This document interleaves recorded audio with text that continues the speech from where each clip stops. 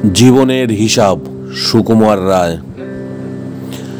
বিদ্যে বোঝাই বাবু মশাই চড়ি শখের বোটে, মাঝিরে কন বলতে পারিস সূর্য কেন ওঠে, চাঁদটা কেন বাড়ে কমে, জোয়ার কেন আসে।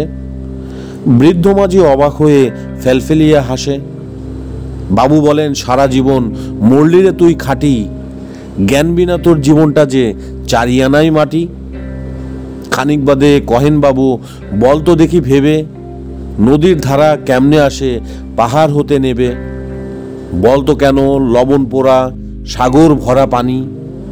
মাঝি সে কয়, আরে মশাই অত কি আর জানি।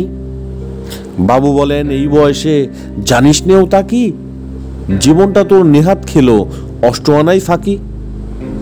আবার ভেবে কহেন, বাবু বল তো ওরে বুড়ো, কেন এমন নীল দেখা যায় আকাশের ওই চূড়ো। বল তো দেখি সূর্য চাঁদে গ্রহণ লাগে কেন। বৃদ্ধ বলে, নামাই কেন লজ্জা দিছেন হেন। বাবু বলেন, বলবো কি আর বলবো তোরে কি তা, দেখছি এখন জীবনটা তোর 12 আনাই বৃথা।